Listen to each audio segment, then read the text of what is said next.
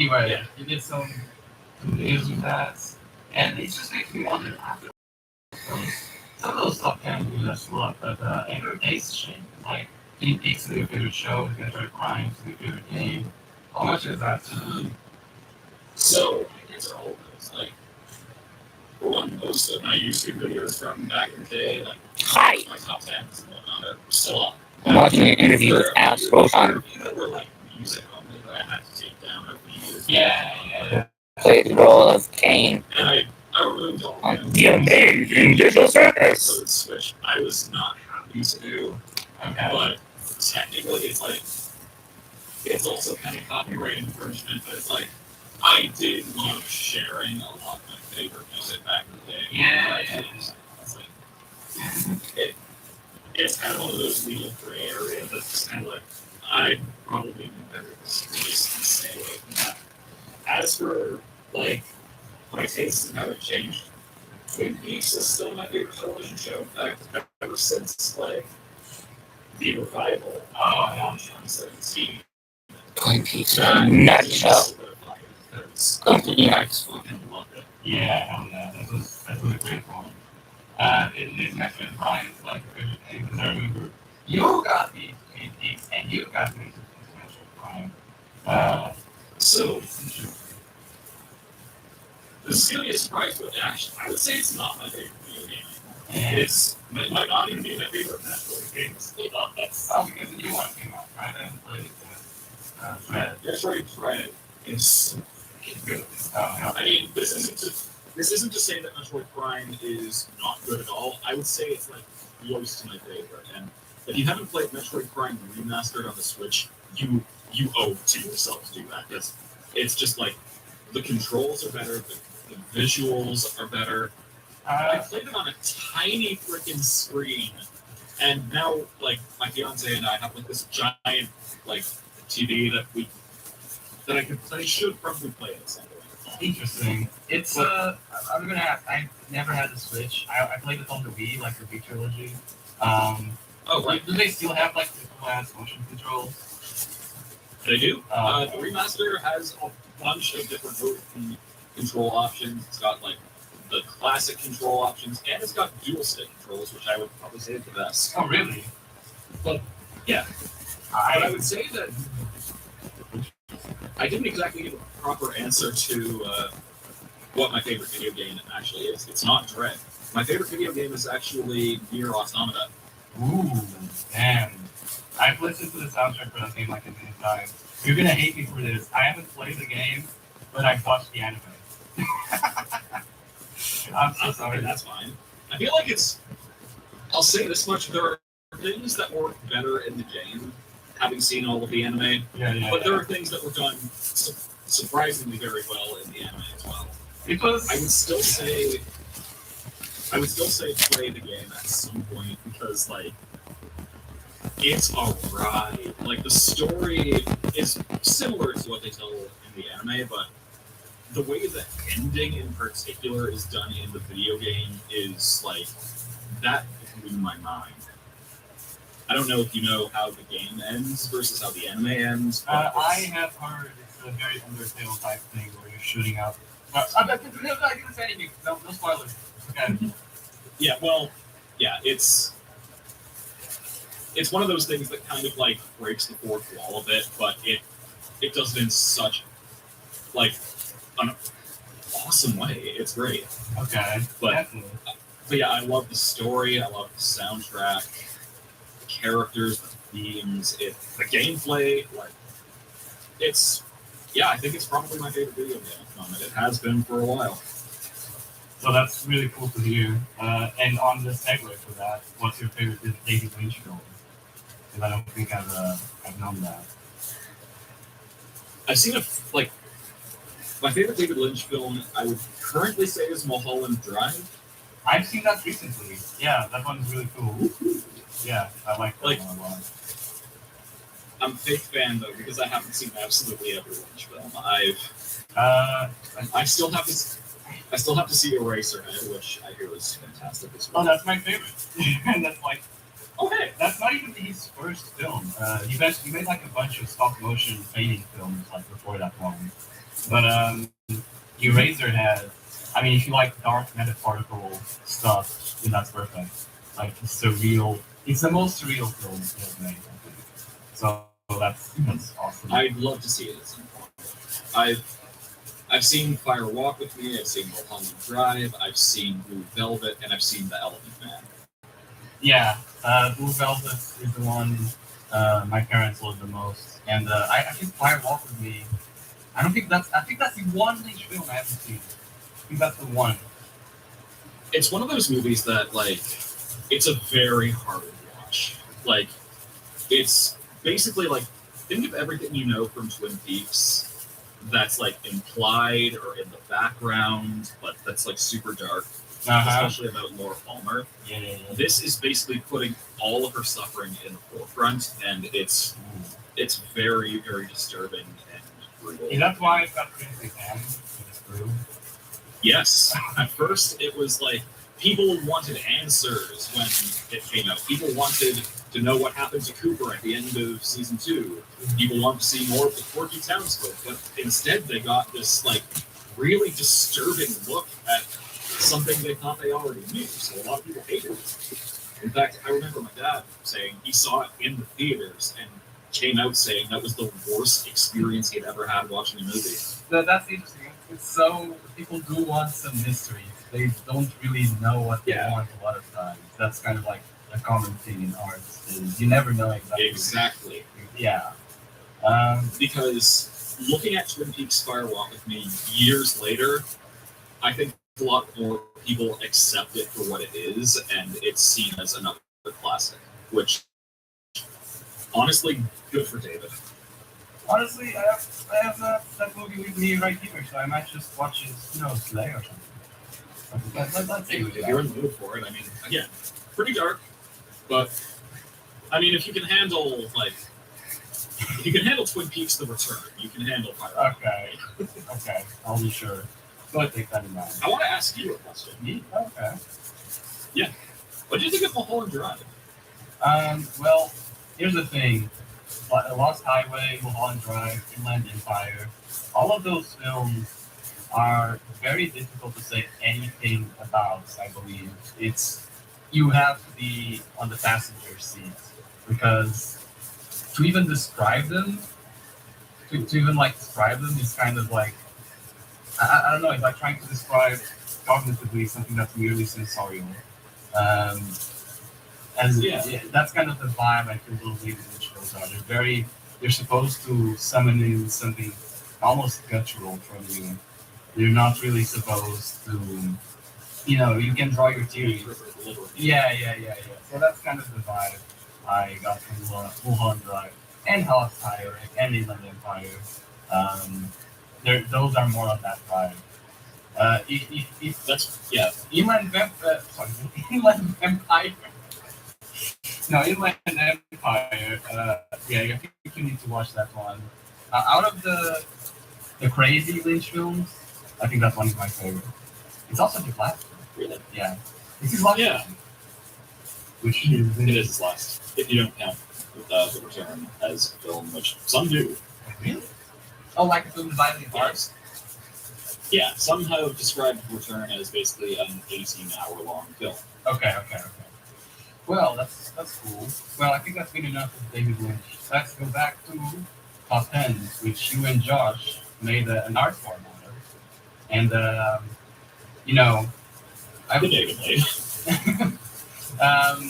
well, obviously when you make something like that, it's pretty fun to just share stuff you like.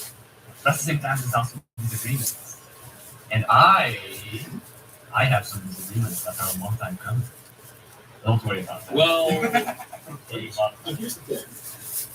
I mean, like, I might agree with you on some things, because my opinions have changed a lot over the years, and there are some things that, like, I think I said or wrote in some of those videos that I don't really stand by these days.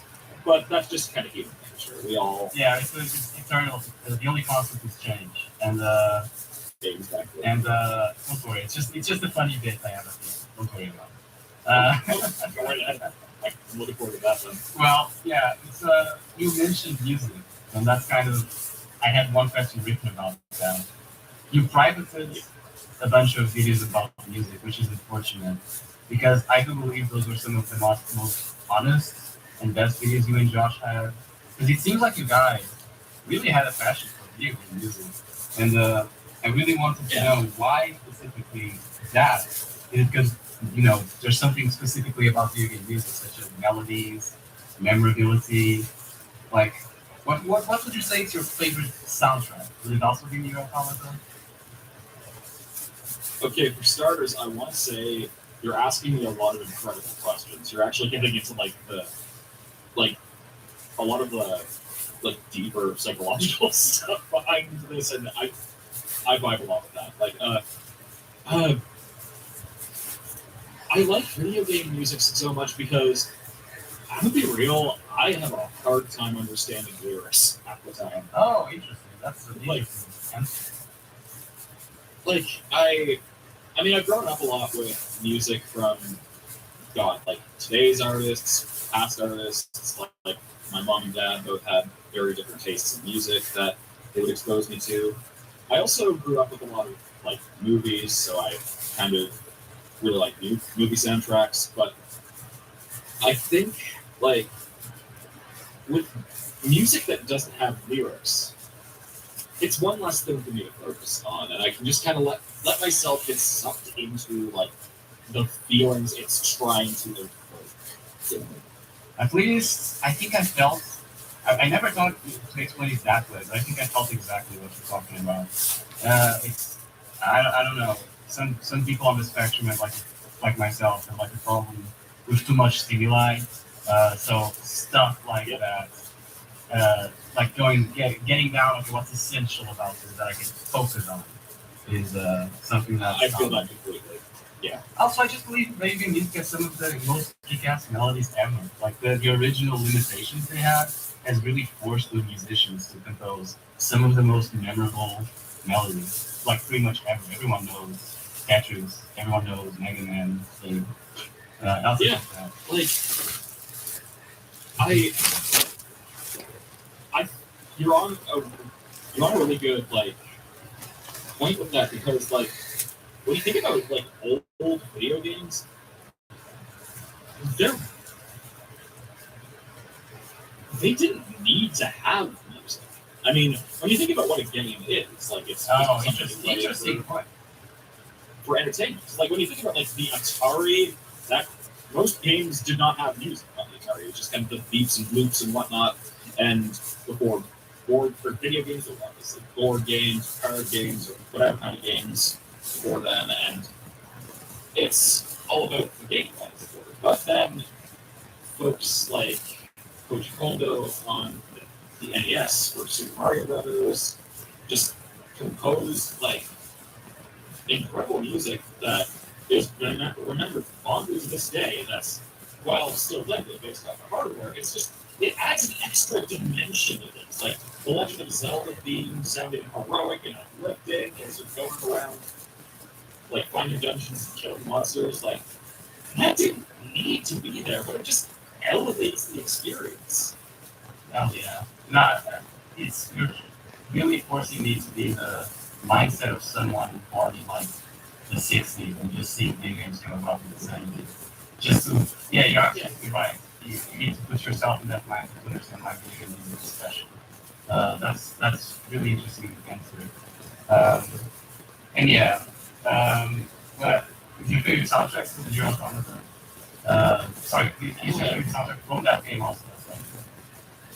So it's close. Okay. I think if I had to pick like what my favorite video game soundtrack is though, like God, there are so many candidates. Like I love the soundtracks of Shadow of the Colossus, of Prophecy, Elden Ring is a recent favorite of mine. God, for Sonic CD, the like Japanese European version, I love that. But I think my favorite soundtrack to a video game might actually be Nier Replicant. Oh, like the original year, like the installed and replicant. Yeah. You're right. So, Right, so can you say that again? I missed what you were trying to say.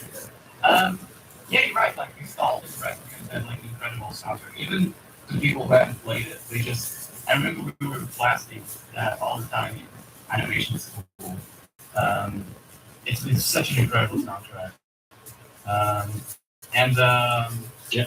yeah, just even people who didn't care about RPGs are just so into it. It's just so unique.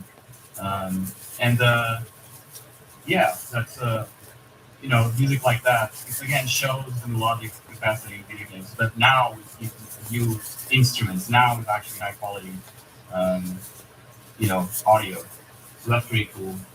Um, so were you also like in that earlier YouTuber mode when you didn't feel YouTube was legitimate, and then you jumped on to Twitch? To be real, I've never had any interest in Twitch as like a. Sorry. Why did I say Twitch? I meant the Blip. God damn it. I'm gonna be absolutely honest. I don't remember why I switched to Blip at some point. I think mostly it was just like. Actually, you know what? I think I do. It's because I wanted to eventually get like picked up by places like I don't know Channel Awesome for whatever. That's a whole can of worms. No, yeah, that was it. I remember Josh wanted. I thought you and Josh wanted to be like on Channel Awesome. Well, I guess you avoided it. I guess you avoided the whole. Dodged a freaking bullet, I will say. Yeah. Well, That's like outside. I was also using Blip for uploading a lot of like extras, commentaries, things like that. So yeah, okay. I guess that makes sense. yeah, but YouTube, I never felt it was illegitimate. Yeah, like talking to you, it seems like I'm talking to. I don't mean this as an insult, but like living archaeology of old YouTube. Oh my god, it's like I've been around the block. I'm 31 and I've seen YouTube in its infancy. I've seen what was on the internet before YouTube. Ordain, have you ever heard of YTM? No, but wait, you're only 1 year older than I am? Jesus. Oh, damn. Yeah. So YTMND was basically like pre-YouTube. It was like a site where YTMND was called, or it stood for You're the Man Now Gone. Wait, I know that from the song. I haven't actually been on the side. Right. Well, that was basically where you went to get all the original classic internet memes. Like although they weren't even called memes back in the day, they were called fads. And like it was just like an image or GIF that was placed on a looping screen with like music and text. It was very primitive. Yeah. Like I know some of those sites. Like obviously one that comes to mind all of the time is something awful. Even more awful sites like Encyclopedia United comes to mind. But all that type of stuff. It's like I missed some stuff about the old band, like a lot. But there was also so much toxicity. Oh yeah, it was the Wild West back in the day, Yeah. and in a lot of ways, it still kind of is. Yeah. Unfortunately, there's some developments. Well, let's jump from the old to the new because you moved on to the Altar of the Flame. By the way, that's a Final Fantasy 4. I feel so hot.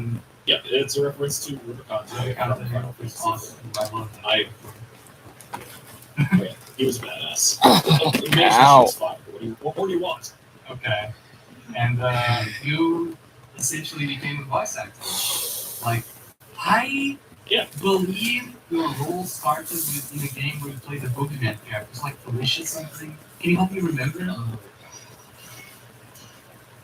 So that is. Oh, really? Oh, man. Sorry about that. So, like, I'm very good. But basically my whole thing with voice acting has kind of been a lifelong interest. Because my dad, or growing up with my dad, who loves movies, and also my mom, she loves movies and art, things like that as well. Like, um, it got me really interested in acting and actors, and then I eventually graduated to watching cartoons and Power Rangers and game shows and stuff like that. And I loved how larger than life all the characters were in those things, and it just kind of always stuck with me. And then when I made my YouTube videos, I started narrating them. So I thought, crap, I've always really liked voice actors. I like voice acting on these videos. Why don't I just turn this into a career? Yeah, that's definitely I mean, obviously, I don't think I was particularly good to start, but then again, nobody is. well, we got you. We got where you are. Yeah. But the game you were thinking of is Fiona Frightening and the Wicked Wardrobe. It was a project that was originally started up by the title card artist of Linkara. And said title, no, his name was Dr. Crafty. Okay. And he, long story short, the game never happened because the creator was so ambitious that he didn't really understand how to actually make a game as complicated and huge as he wanted it to. When he eventually got a development studio, he couldn't really afford to pay anybody because it was a small team, he didn't have a lot of money, and so the project just kind of fizzled out. And then years later, he went on to do YouTube videos, which I did some video editing for, and he eventually became a YouTuber. The long and short of it is, he was a piece of shit. He underpaid me when I did video editing for him. Although I will fess up and say that back in the day, you were not paid for your title cards, which I kind of feel bad about in hindsight.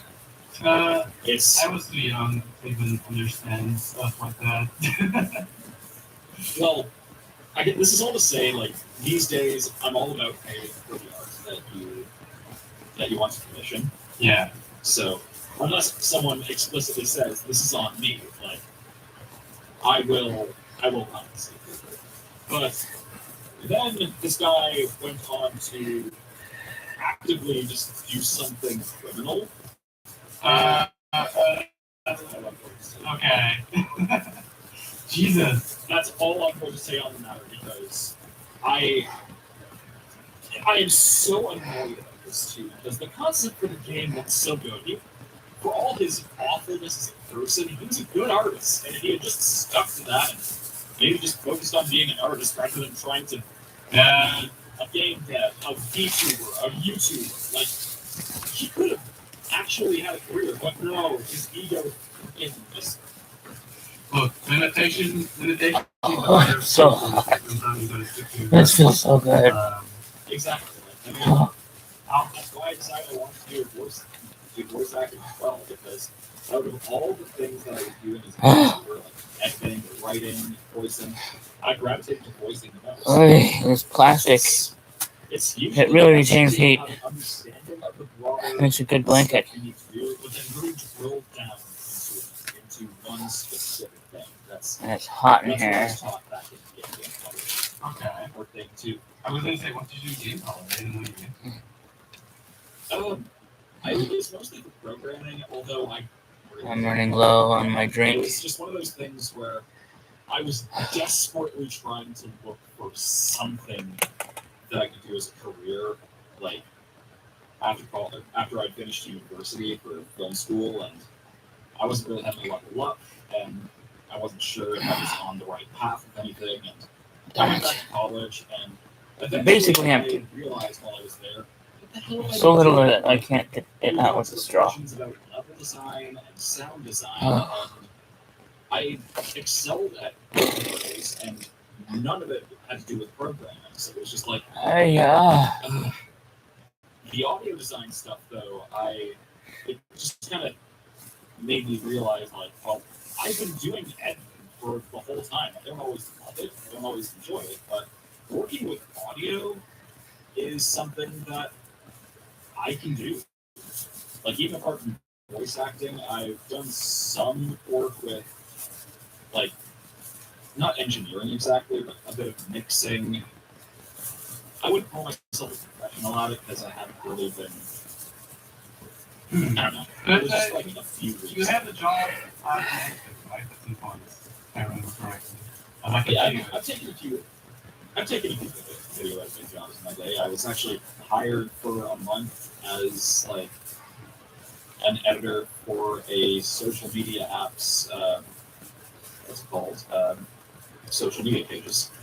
Just making promotional videos for them. Oh, which was nice. It paid the bills. Yeah, it paid the bills. Exactly. But if I can just hit it back to Young Bright, I don't fully regret the experience, if only because there are people from that I'm still friends with. Like some of the actors were good people. I'm friends with another one of the artists. I'm going to shout him out. His name is Brandon. He goes by @BluePaintC on Twitter. He's very, he's very talented, and he does not get enough love for how good his art is. So definitely gonna also, check it out. Yeah, he's also just generally a sweetheart, and like I play D&D with him in my home game. So yeah. But anyways, That tends to happen. that's all to it. Well, like I say, difficulties, as long as you're still alive, man, adversity scopes themselves. So it's one of those things that if you weather the storm, you're gonna come out stronger. Unless you lost an arm or something. Anyway, have you ever heard the Buddha quotes? What do you think you become? What do you feel you attract? What do you imagine you create?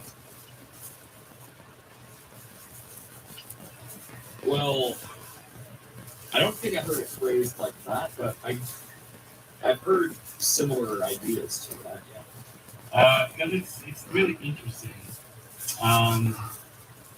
As for these quotes, and you can interrupt me at any point, is because I think it kind of applies to you a bit from what I know of your progress. Like the chaos theater, as well as like the whole laughing out loud production.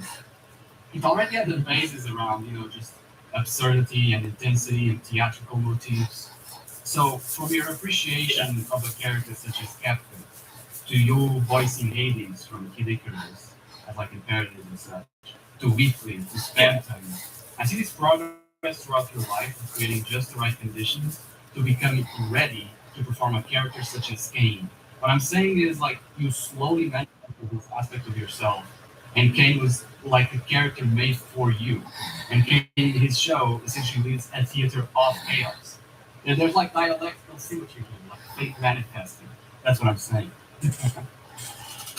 Okay, it's so weird that you said that because, like, I don't know if you saw it on my Blue Sky and Twitter. I made the observation that in one of my old countdowns, top 10 funniest video game characters, I made a joke about, ladies and gentlemen, the Hot Topic Circus.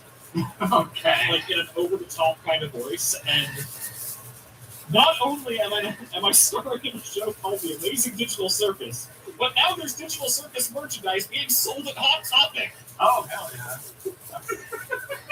It's like, You want to talk about manifesting? That's manifesting destiny right there. Oh, yeah. So, that is a fascinating way of looking at it. Just like, I mean, my whole life I've always kind of been out there, eccentric, always like playing characters. So, I guess this is just kind of like, yeah, I guess it's only the natural end point of things. It's like, you wouldn't know that there would be, you wouldn't know that there was a creator called Fizzworks that had the perfect character that you was voicing, but because of your progress specifically, it was just right there, perfectly, deeply waiting. I had no freaking idea. Like, I had done like my Stanton Van Dubs in 2021. Like, I thought that was kind of like, okay, I'll just move on to the next big thing whenever that comes out.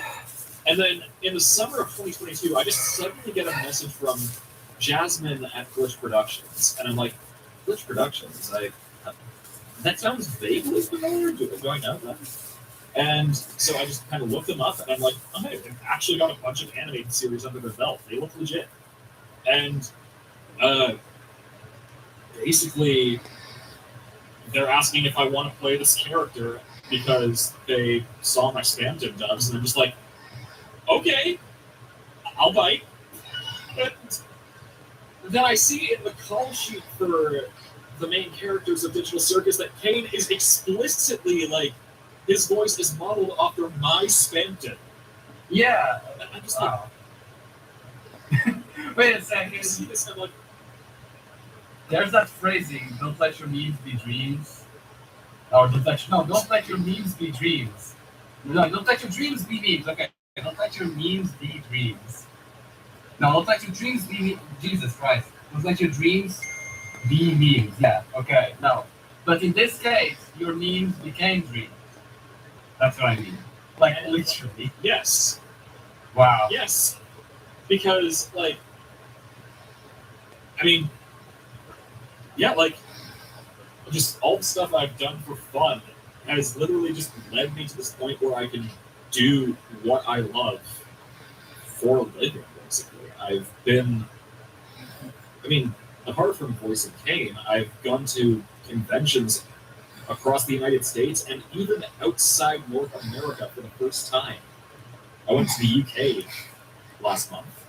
Oh, my buddy Nick was also traveling all around the world to like see the other places Nick is going to do like their production, like Ireland and stuff. Like Gaslight Nick, right? Yeah, like my friend Nick, part-time Sigil. Nick Shopko, who I still don't know how to say his name. Like I probably know how to say your name better than I know him right now. Honestly, I'm going to guess that's right. That sounds like an accurate, just based on how it's spelled. Shopko sounds like, yeah. But like, I met him actually at some of these events. Glitch has had a few like group dinners, and yeah, They look really cool. It looks like an incredible place to just work out, to be honest, just seeing it from afar. yeah. And yeah, so when I talked to Nick, I was gonna do an interview. Like, oh, you're gonna Alex is like a cool guy. He's really chill. He's really fine. So yeah, that's really nice. Nice of him. He seemed pretty cool too. We probably haven't interacted that much, but based on like, I mean, he's also Canadian, so I've got to give him like some props for that. Just making continue with Glitch to do some great old-fashioned thinking. Yeah. Craziness with the guest like this, right? Yeah, you guys look Canadian. Oh, that's right. Yeah, I believe he's in Montreal though, and Toronto. Well, not like the big ones. Yeah. We actually have a friend who's also really top tier animation director. Who's also from Canada. The guy migrated to the US. So I don't know. There's a lot of Canadians around. So how cool is like visuals? How is it? I assume it's very positive. What do you guys do? What does she want to use? What does she ask from Dave? What does she ask from you? Basically, just here's how directing reviews usually goes. Like, she sends a script for this episode. I kind of restart like going through the lines, and honestly, I don't do a lot of improv for me. I just kind of follow what is said in the script, and I have no problems doing that because what Goose says and writes is so fucking funny that I'm just like, you know what? Yeah, I'd be honored to say this. I got nothing. So like, I'll tell you an example. Like, first episode of Digital Circus, we get to the famous "What do you think?" line, and You get back to the static yourself, right? yeah, I'm trying. Jesus, that's what I've been in something else. like I see that in the script, and I'm like, oh my god, this is going to be a classic. Like, because like I see exactly what she's going for. She wants me to say these random letters in like a phonetic way. Oh yeah. And so I just immediately like bursted out laughing, and just another favorite moment of working with Goose was the recording for episode 4 of Digital Service. Like, That was the last one. she gets to, yeah. Yep. Do you remember the bit when Kane says, "You can shut up now"? Talking to Zoom. So, yeah. So, you know about Minecraft, right? Yes. Exactly. So I read that line in the script, and I just say, okay, Kane's just turned into Inspector Gadget here.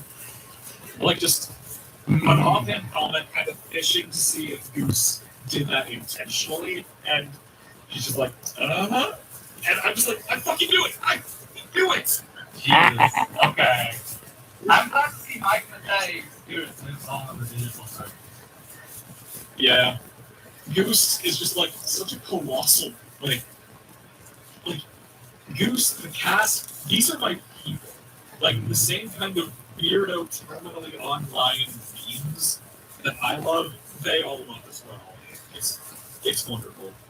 That sounds pretty And awesome. like Goose is always so chill with directing. Like we kind of like go through each line and do a bunch of different takes. Like we can, like I go based off my first instincts in the scripts. Sometimes like she'll say, "Okay, that's good. Can you try a little like a few takes like this as well?" And I'll just go, "All right, sure." And I do stuff according to what she has, especially because Kane is so weird and out there, and Goose's vision is so specific that like I don't always like understand exactly what she wants. It makes And sense. when but she's very, very good at explaining how and why she wants it a certain way. And I trust her with that, and it turns out magnificent every time. This is particularly in an animated show. I assume this is done Western style, where the voices are part of the animations and like. So when you actually do Yes. voice acting, you're not just voice acting, performing literally what the animators are going to do, listening to and editing and animating with them afterwards, right? So it's like an actual Exactly. This isn't me dubbing anything. I'm creating character in it. And there are so many like other dialogue tracks for Digital Circus, and they are dubbing it to me, to the animation that that the animators of Digital Circus are doing with my voice. It's I think it's very you know what? This is very Robbie Williams with Genie. If you know about the how Aladdin was made, Yeah. you know about the history of how Aladdin was made and how they just tried to make Genie this Robbie Williams. Kane has got a lot of Genie vibes that would do. I think. Except with a lot of the synchron. I can really God, if I was as good an improviser as Robin Williams was, I think I could die happy. Oh. I'm just being like I can do it. It's just I don't think I'm great at it. But I don't know. Like it's just one of those things that I wouldn't say I'm an expert at. But I like doing it better I can, and sometimes it turns out well. Sometimes it doesn't. If you weren't Kane, which other character would you say was your favorite? In Digital Circus, Yeah. 100% Kinger. King. Oh wait, I guess it's close. I guess it's close. Yeah, but I mean, he's the closest, but he's also just like, I mean, he's what honestly like the funny stuff and the random stuff he says is good and all, but what I love Kinger for is the stuff he was like saying in episode 3 of Pomni, just when he's actually being sober and serious when like he's in the dark. Oh yeah, like Kane's more random because he's programming about people that actually want to talk and that doesn't want to respond to what you say, something like that. Yeah, everyone in Digital Circus has some kind of dysfunction. Well, Like, Omni is obviously like very anxious a lot of the time. Zubul has body dysmorphia. wait, is that it? Is that the whole thing? That Zubul has dysmorphia? Yeah. Okay. I guess that makes I mean, sense. episode 3 made that pretty clear with like how Zubul was talking about how they hate constantly having to pick up new pieces for themselves. Okay, I see your point. And how Kane is like, oh, all you have to do is just find new pieces. And Zubul's just like, you don't understand. It's just like, Yeah. so Omni's anxious, Zubul's got dysmorphia, Gangle is bipolar. Yeah, that one I can see. Ragatha is, you know what? I'm not going to say what Ragatha and Jax's deal is because they've got a lot of stuff coming up. Okay. Kinger, I think, is senile, or at least has dementia. PTSD, shell shock. I don't know. Well, I mean, everyone kind of has a degree of PTSD based off the situation, but Kinger's mind is actively like going. He's losing his lucidity. He forgets where the heck he is half the time. But when he's in a certain situation, he's able to recall things better. Yeah. Oh, okay. Yeah, absolutely. He's also the oldest person in the circus, so I kind of see it as being I kind of see it as being like someone who's losing their memories, like with dementia or Alzheimer's. Yeah.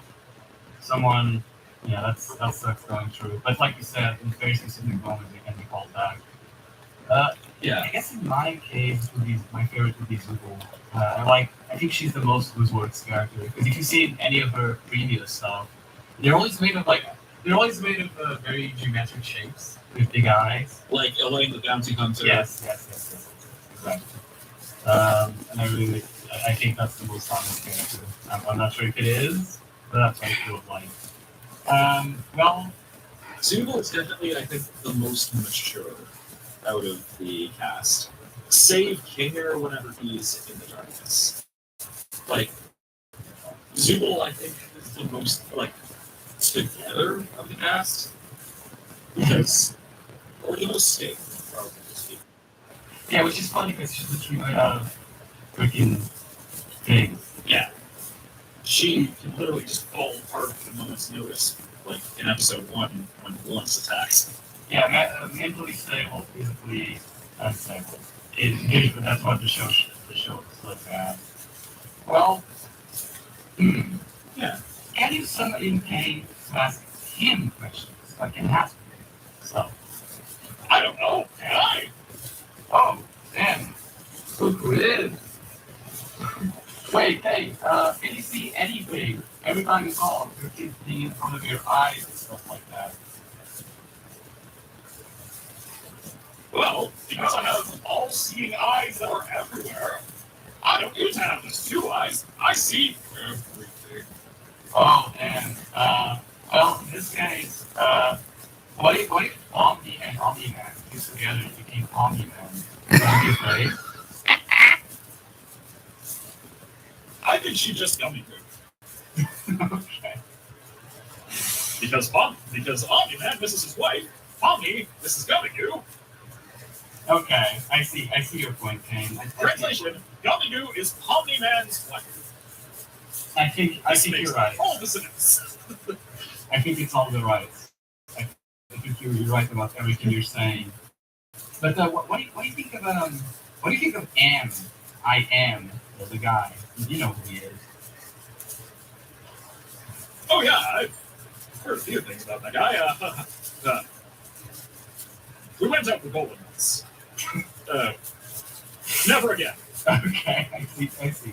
What do you think of Shodan?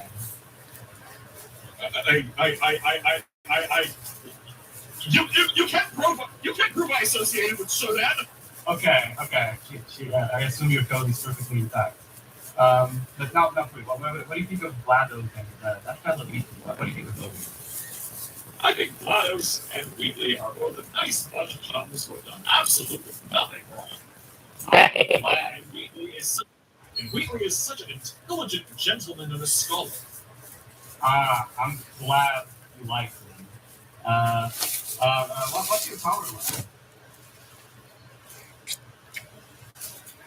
Mine's pretty big.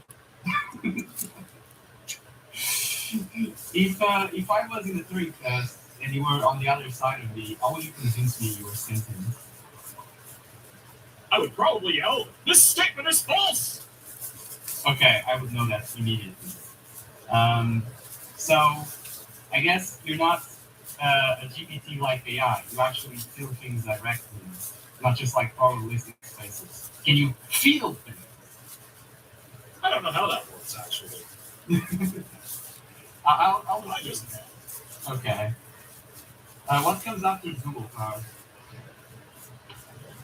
What comes after Zubulkar? Yes. Kinger Road. Wow. Wait, that's the same section.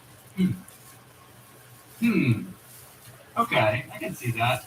What is the ultimate adventure like for you? The ultimate adventure is the friends you make along the way. I think that is your point. I think that's why you're here. I think that's the side of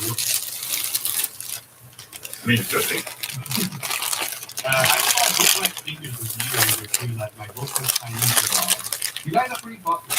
I used to always side by side with this Friday night puppy playtime, Friday nights at Freddy's. Well, what are these associations, Kane? Well, what does it mean? Why are you always next to this thing? Five Nights at Freddy's? Yes, I'm so sorry, man. What's Oh, I need an adult. Okay, I'm so Ow. sorry. I just see all these things associated. I didn't know what to make of it. What's the biggest secret? Well, if I told you, it wouldn't be a secret, would it? I hate arthritis. Okay. You're right. You're right. You gotta keep them. There's a Plarn cake. But not for real. If Mr. Beast gave you a million, trillion, gajillion Robux, what would you do with them? I'd make a rig that makes the Roblox poof sound effect play in Mr. Beast's ears 24/7. Ooh, okay. I see. I guess it deserves it. Okay, can you bring Alex back? Sorry, what? Yeah, I don't know. There's just like some crazy computer guy here. Anyway, Oh yeah, Kane just kind of does that sometimes. Okay. And you know what's funny? I think Channel Awesome and Chaos Theater Time content were one of the main factors in becoming kind of good at English. Huh.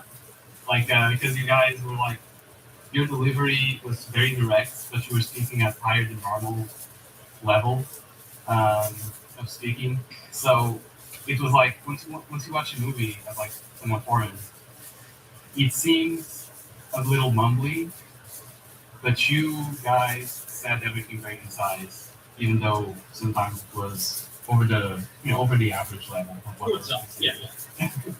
But I mean, yeah, there's like a certain. I mean, the way I'm sort of speaking right now, it's like a lot more off the cuff. But when you're narrating, there's a certain degree of like, I guess, gravity and clarity that you need to kind of speak with. Especially when it's like a teleprompter. You need to speak those words before you disappear. Well, if you use one, that is. Yeah. Well, way back when, we had like some stop motion animations video on your YouTube page. Did you at some Oh my point? God. Did you at some point become an animator? So that's like the biggest can of worms on the channel. Wait, really? It's like, well, I mean, the first videos ever uploaded to it were those claymations, and here's the thing: that came from like a camp I was at when I was 14 years old. Okay. And basically a bunch of us uploaded like claymations we did at this camp, which was science themed, science and technology themed, and like some of the things there, we did some claymation work as part of education about using computer programs for editing, which is also where I kind of gained my love for video editing because I had that kind of editing. Oh, because you have to edit the whatever you photograph. And that's yeah. And now, what's funny about this though is that I didn't actually create the YouTube channel, and eventually I changed the password and locked out the person who did. So your entire career is like based on locking someone out of a YouTube channel. Based off a stolen YouTube channel. Based on a YouTube channel I stole when I was like 14. I sound like such a scumbag saying that. Well, you've got the better of everyone, I believe, at least. They probably look. It's like that comic. Well, I'm glad someone stole my bicycle because it increased the amount of happiness. Because the guy who stole it, he felt probably better stealing it than I had. There's that comic in the voice. Yeah, basically. It was. No, the silly things we do when we're young and stupid. Because I was going to say that I actually like the stop motion. If you did that so young, that I know true promise. It's interesting to imagine a future alternate timeline where you were in animated for example. Maybe you could be animated in instead of like. Who knows? I mean, like, I mean, even before that summer camp, I had done a camp like the year before where I had done some claymation as well. And just in general, I've always really liked animation, cartoons, and whatnot. And in a lot of ways, the video editing I did on YouTube, and I'm still doing, because I still occasionally upload to YouTube for other things, like saying a lot of things as Kane. There's a lot of animation. There's a lot of animation work that goes into some of those, like keyframe animations, and cuts, things like that. Okay. A lot of stuff that is adjacent to animation, right? Yeah, absolutely. They got, like, yeah, I mean, every single editing program got that lingo, keyframes, etc. from animation, and that's kind of the origin. Yeah. Yeah. So the internet changed a lot in the years. So this is interesting. If you could have only one which you could say, would it be like Web 1.0, pre-social media 2.0, just kind of what we are now, or 3.0, what we're gearing towards? Like, well, which one would you say that? If you could only choose one. Whichever one I don't have a smartphone. So that's 1.0. That's the part of the day. Yeah. Just like something pure and innocent about the old days, and no doom scrolling, no fears of like misinformation and AI proliferation. Oh, Jesus Christ. Insanity. That's Web 3.0. The whole crypto AI stuff is Web 3.0. Yeah.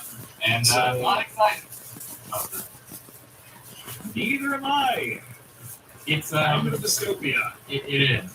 There's no price to this. That's all I'm going to say. And following that, how did you like that like this for yourself? I need to rewatch it. Oh damn, was it too fast? It was pretty fast, but I love the world that they've created so far. I love everyone's character designs and how it harkens visually back to a lot of like old 90s cartoons with like the gross out humor and close-up shots. Yeah. There's a lot of flapjack and stuff like that in there. I also loved the because that's just like, oh shit, what are they gonna do now? Where is this gonna go? Because I want to see where these characters, like where the story goes with a bit more time to breathe. Yeah, it's gonna be pretty damn cool. It's there's so many like really fun character designs coming out. It's pretty insane. And I know nothing about it.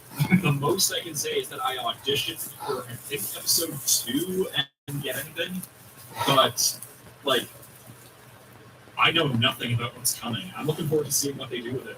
Also, just like I think it goes without saying, but the show is fucking gorgeous. Oh yeah, it's like the most work they put in everything, anything pushed up so far. I love the it's it's just beautiful. It's all unreal, you know that. It's all unreal. Unreal. Yeah, Holy crap. yeah, it's pretty cool that they managed that in that engine, in real-time engine, and yeah, there is. I'm not gonna say I can't say anything. But there's a character in the future. Who knows? You're actually working on it. No, I did. I'm not working on it. I just like in the beginning stages, Nick had to compile like a pitch. He had to compile a deep pitch, and we did a bunch of stuff for pilots. And I did some drawing of analysis transformation before, and it looks fine, I believe. So it's very complex. But yeah, it was all part of that original documentation. Before Nick got to Glitch, I was he said, okay, Martin was going to like the characters, but then he's going to be or Rod. So I actually have some pretty funny videos with my that. I like auditioning. I guess it's related. Okay, it's not compared to the voice actor, but it was funny. Maybe dubbing that character. But Johnny got it, and Johnny's amazing. Johnny is just fucking wild.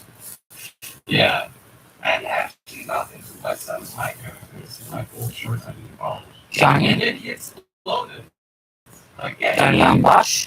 no, You know that guy. At that point, but then he just exploded with it, which was super. And he came, you know, Always the memes. yeah, that's what it didn't sense to you because he was strengthened and he was like, I don't know if he was a shooter twice over. That's so funny. And he was actually very talented and more than, he had no bunch of things. And then there's other he's got crazy range. But a second, I got strength in fact, that was kind of,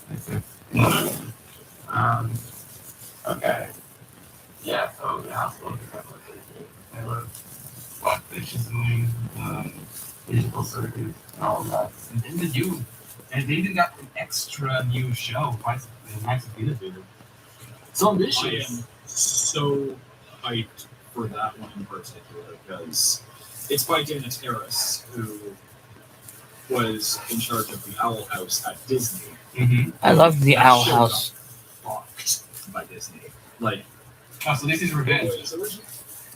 it was meant to essentially be like 3 seasons, but it got cut down to 2 and then a few like hour-long specials. So just because it didn't fit Disney's brand, but based off what it looks like, this feels like it's going to be taking a lot of pot shots at Disney, and I am very much here for that. Okay, I see. It's kind of it's not made on it for revenge, but I see your point. It's something that is pent up, creative frustration being unleashed in a way. I mean, I'm going to be absolutely honest. I don't really know a lot about this about it. I have thoughts about what it could be, but whether or not it's like, but as for like what the themes of it are going to be, what like the story being told is, I can only like make the barest of guesses that there's going to be a lot of take that's to Disney, but even then, I don't even know if that's the point. So No, I believe there's something else. Obviously, there's a lot else. It's just going to be interesting, like you said. And it's going to be animated by Studio Yala, like the Irish studio ran by Paper Bag Animator, who has done some pretty cool stuff in the past. Do you know a YouTube channel called Mecha Gamerzilla? no, I don't. That's a great classic. That's one of my favorite gaming channels. And Paper Bag Animator is on there all the time. Sometimes he's working on his tablets, on his iPad. So it's like, Studio Yala is a pretty cool studio. So I want to see sorry, they're working with Glitch. It's because they're outsourcing the 2D production, I believe, or supplementing it with Studio Yellow. And yeah, I'm excited to see what they're doing, what they're gonna do with them. Because I love it when just Glitch has got it big, but now they're migrating into other projects, and they help out other indie projects and studios in the meanwhile, like that big video where they listed every other indie animation that's going on. That was really cool. I'm glad they mentioned Punch Punch Forever. That was cool with them. Yeah. And I wanted to ask you this on that. Is there any other indie current internet animation that you like besides the ones we talked about so far? There's Monkey Wrench. Oh, of course you will. Yep. And on top of that, there's also one that I did a few small work in called Pain Girl, which is funny. Pain Girl. Okay, I have to search that. It's basically like it kind of sounds like Powerpuff Girls, but like bloody and chaotic. That's funny. Well, I like that. Powerpuff Girls is hilarious. my friend Jay actually worked for Monkey Wrench. He did some really cool stuff for that. Sweet. Yeah, Monkey Wrench is very dynamic. Durrell is probably the most insane guy out of every single one of these new, I guess, internet animation directors. Because he does literally like 50% of the show himself. I'm not even joking. Like, I mean, yeah, like it's his baby. and yeah, I've been seeing those characters played by him for a decade before this show. He was really, really big in it for a really long time. I'm trying to touch your paint, by the way. This whole time I've been trying to put these games. I'll show you again. Okay, cool. I see a few things on the picture you sent. Oh yeah, I'm continuing that. I can handle song of pain. Nice. I look forward to seeing them. They look like they're kind of wacky. Yeah, I mean, it's okay. Yeah. Okay. Well, I think we should do like this whole lightning round here. Go for it. If you would like to quickly say your top, and I already know the first one, but your top 10 current favorite things right now, which one would they be? Don't think too much about it. Not thinking too much. Nier Automata, Metroid Prime Remaster, Undertale, Okay. Fire Emblem Three Houses, Zelda Breath of the Wild, Paper Mario, Banjo Kazooie, Cuphead, That's what I almost said. No More Heroes. Oh, really? Like No More Heroes? Oh, yeah, he did like a whole series about the bosses. Yeah. Damn, I finished it. One thing that sucks, I played that game recently because I only got a Wii like a few years ago. I'm always dying. Yeah. And I didn't know that you were supposed to hold the Wiimote on your ear every time you was walking. So it was just dead silence for like 90% of the game. And then it's Yeah. and then it's just like, wait a second, I'm supposed to be holding this like a phone. This is so cool. I'm missing out on so much content. Are you kidding me? Oh, god damn it. But yeah, that game rules. And the sequel I'm playing is rules too. And there's a third one. You made the third. No More Heroes. You mentioned the sequel to No More Heroes, No More Heroes 2. There's also Travis Strikes Again and No More Heroes 3. Why is Travis Strikes Again? Is that not really the definite sequel? Travis Strikes Again it's a sequel and also a spin-off. Because the gameplay is a lot more arcade style than any of the other games, but the gameplay is kind of like hit or miss for a lot of people, but I think the game is still pretty great and worth going through because, like, it's probably, like, it's a very personal game for Suda because, like, it was made as, like, an anniversary thing with all of his work, and it's, in a lot of ways, Travis Strikes Again is a story about video game design and development. Right, really? Yeah. Nobody valued it. sounds interesting. So Yeah. basically, the whole plot of the game is Travis and Batgirl's father gets sucked into a haunted video game console. And the video game console has a bunch of video games that were made by this weird scientist lady named Dr. Juvenile. And all of these games you discover are kind of like representations of like she made each of these games in like a different part of her life, and they kind of what's it called? Tell different things of who she was as a person. And Okay, that's way more interesting than the original pitch I've seen from people, which is, and I don't know, very Hotline Miami or something. yeah, there are some people preferences of Hotline Miami and game. I don't know anything about Hotline Miami, so I don't know anything about it. But like, basically, some of the stuff from Travis Strikes Again, these like story segments, is very reminiscent of stuff that like actually happened in Suda's own life, like from careers or his obsession with dark themes or even like executive bullshit from games that he developed and how that was. I know exactly what the game content was. That's what you're saying.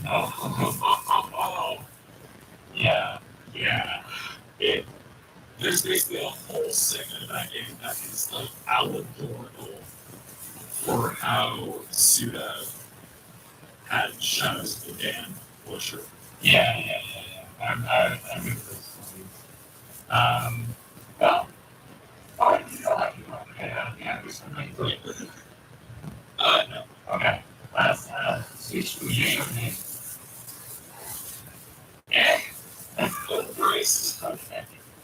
Well, I'm probably still pretty happy. Yeah. It's the big end. The big end. Yeah. So you already been. Nintendo, I was going to stuff. Okay. Favorite game moment. Your line from him is, you can shut up now. Yeah. But, I mean, out of everything that's happened so far, I also like when he says, oh, you always know how to make me say this exact sentence.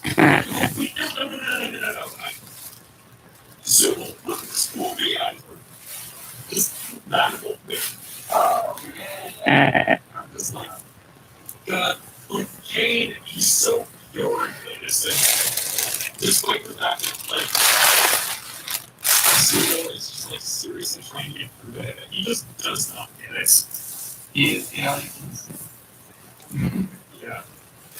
Okay, Smash Me. I don't have one, but I kind of cycled between really, it's not great. I like this Pikachu. I used to play Youngling. Out of 10. Out of 10 now. It's money. Oh, is she in a game before Ultimate? Because I don't have a school. Okay, she's in. Yeah, she was in. Advantage. For and we. I'll definitely try her out. I don't think I ever tried it. So, She's not very good in the 3DS, but in Ultimate, she's disgusting. okay. Disgusting. Oh my god. One. You. Sorry. Let's do what happens here. This is kind of a weird one. Elevator rental plus.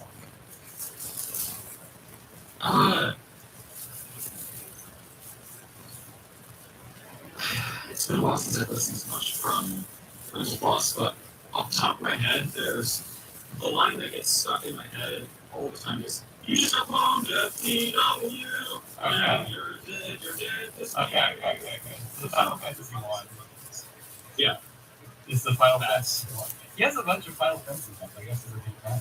Huh? I've never heard that before. Rental Floss line is from his DK rap video. And then there's Chunky. He's dead. I don't think I even know that one.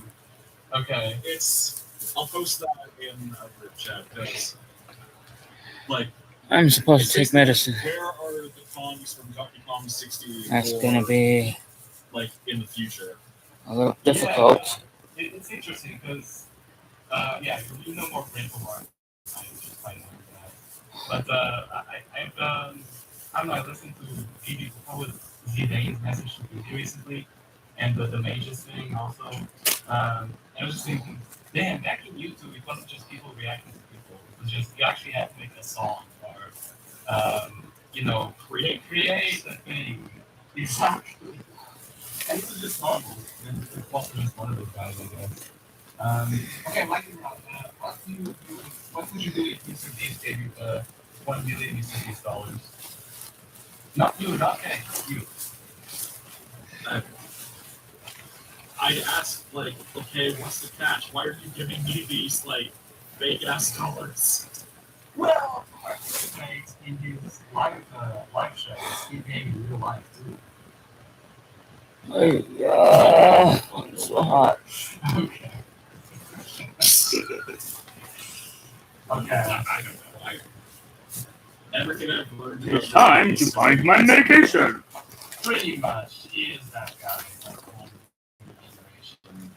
Not I just yeah, that happens. I don't know.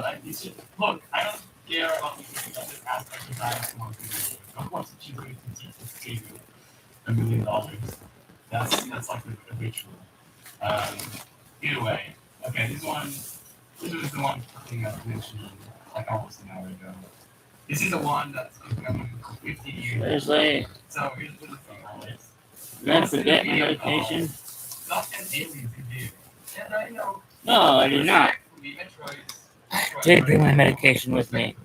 Yes. When I asked the youth of common protection, you what, 2011 or something, when I asked why wasn't the Bible straight on the list, you answered me with a yellow scuba diving in one of them. And I read so hard. And I still haven't gotten over it. I was having so much learning. And how can I convince you to the gospel of love? You don't have to, because I'm already there. Oh, really? Okay, so I don't need to make a 3 hour video. So, here's the thing. Like, Chrono Trigger on the whole, it's a city. You've got a frog, you've got a robot in your party, you've got a cave woman. The whole game is meant to be fun. It's a fun, silly game, but I love it. The final form of Lagos being kind of like a scuba diving alien thing. I don't really think it's that. It's kind of, if anything, to me, it looks like My medication has been taken. Yes. Like amphibian limbs, like frog. You struck right at the core. You struck right at the core because levels before that, the first form is stopping the entire, like all organisms on the planet in boss rush. But after you beat it, what's the strongest? It's you. It's the With party. Medisafe. You. And So I also just finished drink. That's like when I was younger, I was 2 liters. not gonna act like I'm a perfect person even today. Hooray! I was a lot more like I did it! sometimes I said things just to stir the pot. okay, I see. And I don't stand by everything I said back in those days. I mean, you said that in the beginning, like you changed a lot. Yeah. I just thought it would be funny to be like really angry after 15 years and then wishing is one stupid question that nobody should be angry about. But yeah. But yeah, I'm right there with you. I think Lagos is pretty excellent. And frankly, like, I don't know if it really even seriously crossed my mind to put Lagos on that video, but that's a question for 2011 me to answer if I ever. Yeah, I guess we need to go back in time just like in Chrono Trigger. Oh yeah, exactly. See, there's thematic resonance here. Okay. Well, if there is, what other things do you have besides the amazing digital circus going on in your freelance studio? I've got a few other things going on. Like there's stuff that I can't talk about. There are a few projects that I'm under NDA for. There's a few like cartoons that I'm working on. Things like that. Honestly, I need to put myself out into the world more because there are people like because I still don't have an agent. I need an agent. Oh, really? Okay. So one thing I've been like struggling to do is like for one, but then I always like limit myself. Like then, oh hey, like I can just do this later, or like which one do I start with? How do I approach this agent? Do I write? Is this the right agent for me? And it's just like Yeah. worst enemy. I completely understand. That's not bureaucracy. Honestly, being a teacher has forced me to put myself in situations Will I use that I have to be ready my metal for hook? everything to deal with kids. Will So I it's use definitely way my better at talking with wooden kids, hook if I could find it? and stuff like that. There Just it even is. off the fly. I don't even Metal hook need or to wooden talk, hook? I'm just ready at all times. Which So sometimes it's a way of you have to. I'm gonna switch to my wooden hook. Yeah. Look, Look, life is 90% reaction, 10% action. That I don't make a rule. It's just the way it is. I mean, I completely understand that because I mean, a lot of the stuff that's happened to me in my life has been just like, oh hey, people saw this thing I did and are approaching me. Like, Yeah. I need to be more active, if anything. Yeah. Don't approach me. But you'll get there. I think you've done a great job so far with at least using this whole Kane theme to make more videos with the voices. Yeah. And you can hopefully beat out the content farmers. Hopefully beat them out. Am I a content farm? Jesus Christ. I have seen more pregnant Kane. No, that's not Pregnant Kane. Oh no. It is. It's Oh, out there. Oh god, because I don't want to sour things by bringing this up, but I have seen people say, Kane is an AI, so it's okay to replicate his voice, your voice. It's like, dude, what are you talking about? Like, Kane is a character, not an AI. it's like, I'm just like, whatever. Just don't be surprised if I never want anything to do with you. I don't know. Look, there are going to be people like that. watchers aren't legends. It's unfortunate, but it is what it is. I don't have to agree with everything everyone does. Yeah, well, I think content farms are the entire vein of nature that can be traced back to them. People are That's people. why I'm What can you do? Even then, Yeah, and now it's arguably getting worse because now you've got AI content slop. Like, I don't know if you use like Facebook or anything. I really do, but I had to get out. I was using it. Because of my family, and then I had to get out. It was just so bad, dude. It was like I think I saw the post Mark Zuckerberg saying the average American only has 3 friends, but he has the social necessity of 15. That's why we're using AI to bridge that gap. Fuck no. Let's get out. Let me get out of here. AI does not create a friend. They're reptiles. You know they live when he puts on the glasses? yes. Okay, that's it. That's all that's going to At least not the chatbots we've got now. They're just large language models. All I like on Facebook, like there is so much AI slop that I see. That's like, oh hey, like this extremely unhealthily thin person is going on stage in America's Got Talent. And, oh, everyone's like, it's engagement bait. Like they want you to feel like pity. They want you to feel like disgust and stuff like that. And it's just like, this is so creepy and it's exploiting you. It's exploiting you at like an almost biological level. We live in a very exploitative freaking 50x society. because of LLMs and whatever. exploitation is You want to talk the about, whole like, point. weird shit. I think. Did you not recently mention like the dead internet theory on Blue Sky? Yeah, I think we posted something about The internet is not dead. The ice law going on. If What it were was dead, like, I wouldn't an be arcade watching machine? this.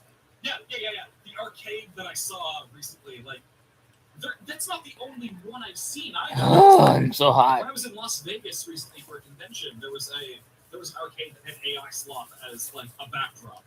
Yeah. But like, you want to know something really fucked up? No. I saw recently a YouTube channel that was making exclusively AI produced music that has like millions of followers. Yeah, there was one I saw too. And not only that, Alice, but today I swear for God, I was in the supermarket and I do not believe a human made the songs I was listening to. I do not believe it. Because you know the Simpsons episode where they sing "Join the Navy" backwards, Ivanette Miage.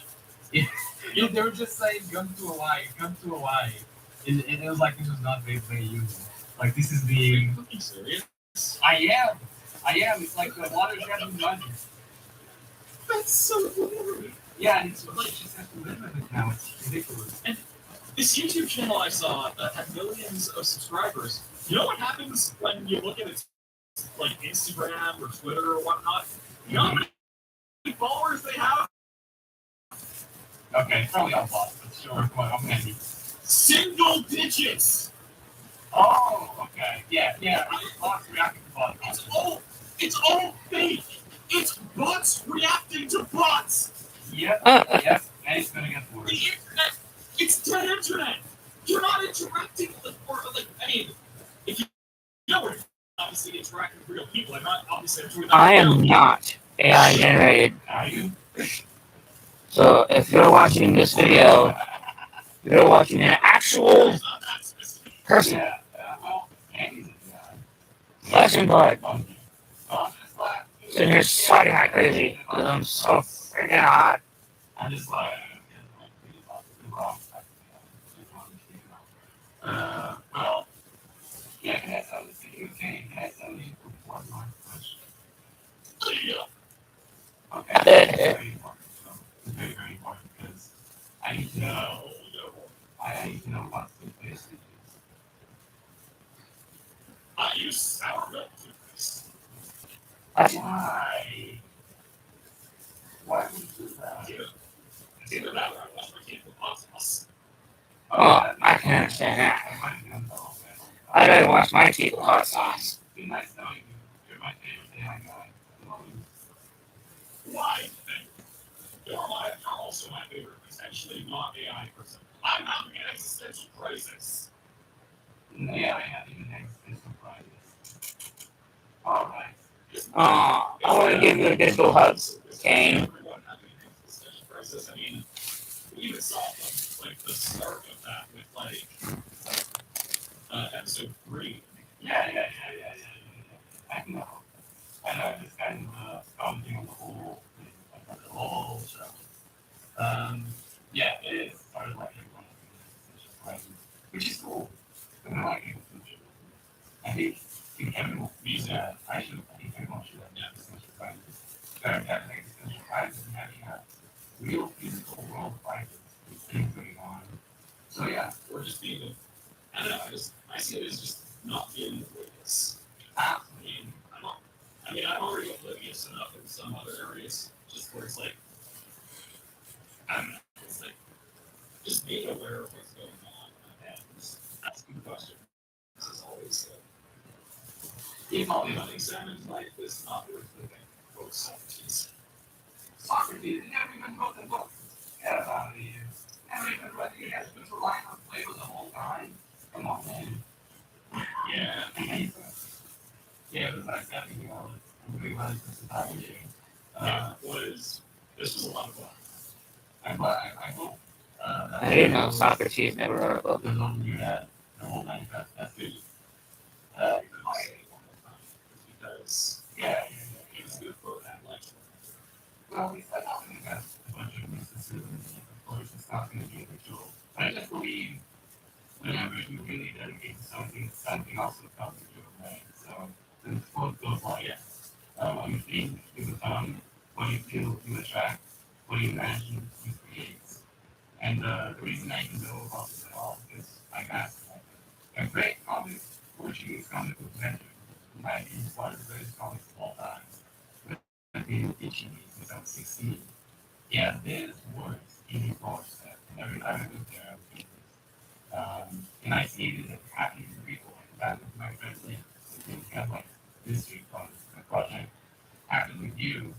So there is a balance of forces inward and outward. That's I think it's very important to keep in mind, whether it's among yourself once in a while. Yeah, looking for that into the world. Hell yeah. So yeah, it's really nice having you on. I look at the other side, and this has been the CRT.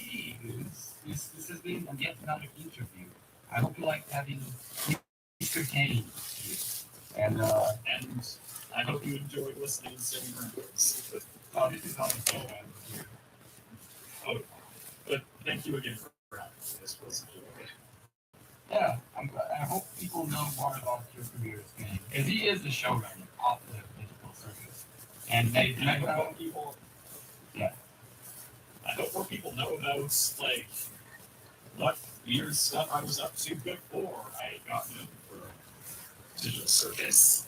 Yeah, exactly. I like play for everything that into this and those kind of like cool things. And that's kind of like the whole game of the show. So, well, that's it. Guys, see you later. Who knows? Who I can do next? Anyway, No. yeah, who knows? Maybe some guy will do the show. Alright, I'm doing best. And okay, see you guys on the next episode. Bye.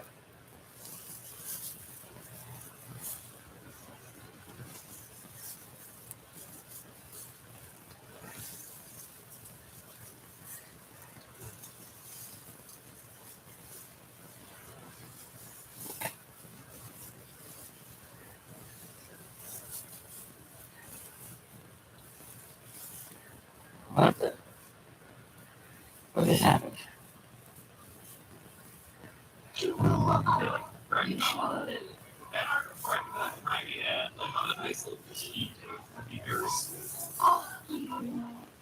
There's a song later on that I think people would also like.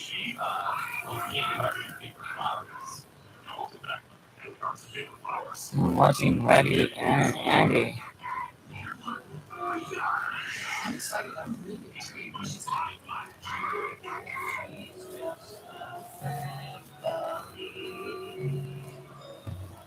Happy and smiling all day. I love you and love you.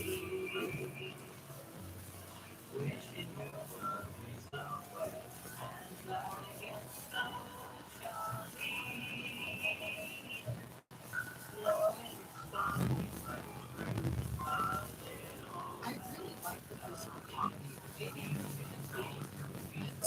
it's so happy of that time period too.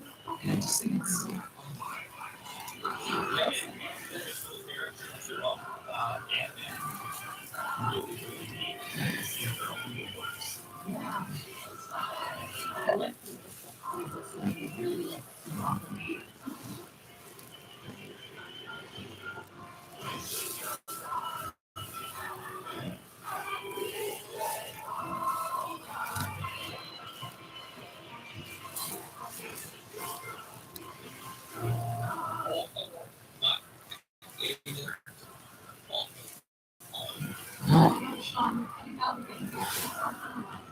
My Plarn bag is empty.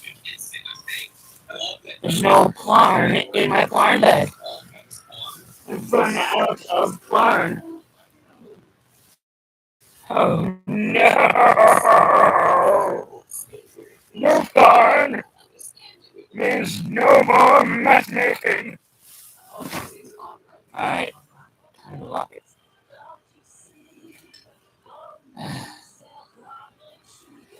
I need somebody to donate bags to me so I can turn them into Plarn. Plarn alert! Please donate bags!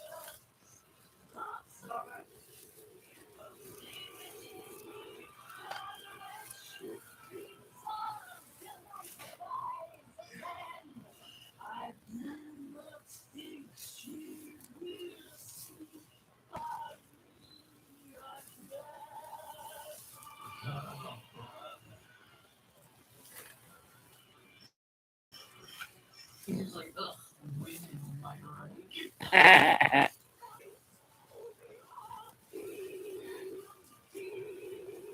Same. It's just what it's like being friends with theater kids. Someone starts singing, and then all of them just take turns singing every time. Every time. You start humming a Hamilton tune, and it's over. And it's over. No, Michael, don't do that to us so early in the story. I don't even know a single song from Hamilton. Really, you don't? I think that's surprising. Hey, the current meta is musical. All right, I'm done. I know, like, Book of Mormon. See ya. Bye-bye. Do you know my